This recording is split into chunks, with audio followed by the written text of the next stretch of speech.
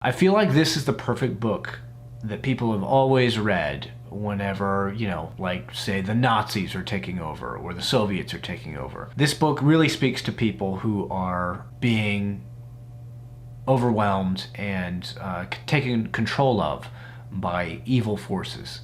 And I feel like this is the sort of book that you read to calm yourself and to recognize that God is still in control. Habakkuk is a book in the Old Testament of the Bible, and it is believed to have been written by Habakkuk, and it is essentially a book, a kind of like more of a back and forth conversation between Habakkuk and God.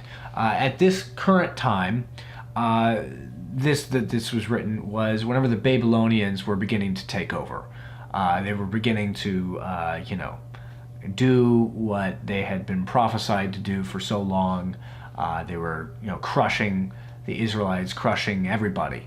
And Habakkuk is crying out to God, like, God, why are you allowing evil to win the day, essentially? And God and Habakkuk have this back and forth where God's like, well, this is a part of my great plan. And Habakkuk's like, well, but why? Why is this your plan? And it's just a very relatable book. Because often whenever horrible things are happening in the world, everyone's like, why? Why would God allow this to happen?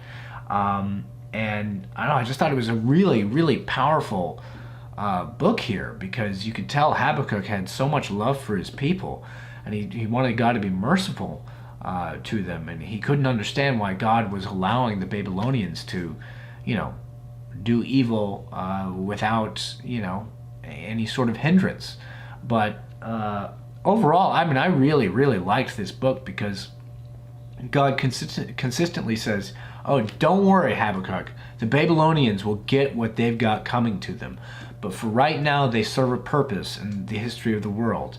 And their purpose is to, humble my holy people into realizing that, you can't just abandon me. Now, there's just one passage that I would like to read, analyze, and discuss. So without further ado, let's read Habakkuk chapter 3, verses 16 through 19. And this is coming as Habakkuk is kind of describing, how terrifying it is that the Babylonians are taking over, like being on a battlefield and hearing, horses, off in the distance coming over a hill. He's basically describing it like that.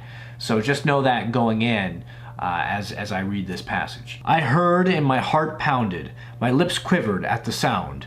Decay crept into my bones and my legs trembled. Yet I will wait patiently for the day of calamity to come on the nation invading us.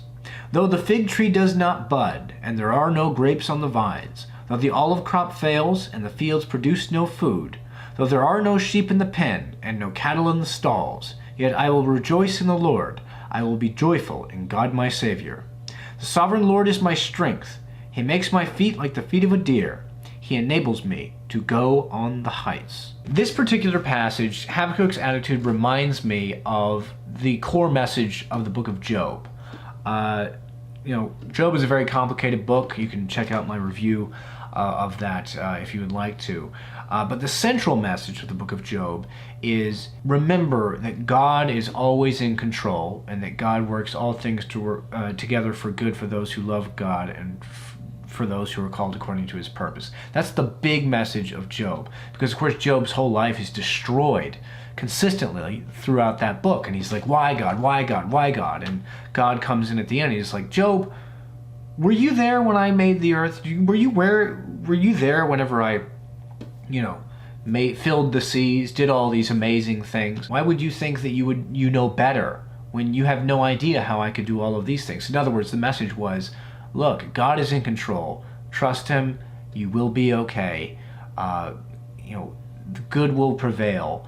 But don't presume that just because things from your perspective make no sense, that they don't make any sense in God's perspective. Here, Habakkuk seems to be kind of making the same sort of, coming to the same sort of conclusion and surrendering to God.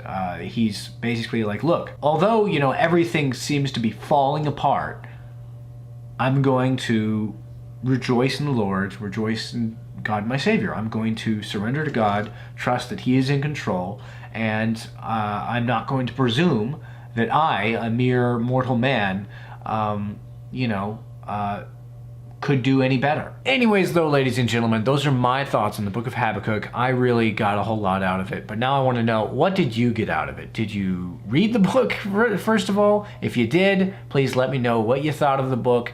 If you didn't, please just let me know what you thought of this video. Did you like it? You hate it? Doesn't matter. Just leave whatever thoughts and comments you might have in the comment section below. And as always, ladies and gentlemen, if you like this video, please like it and subscribe. Tell your friends about the channel. And never forget to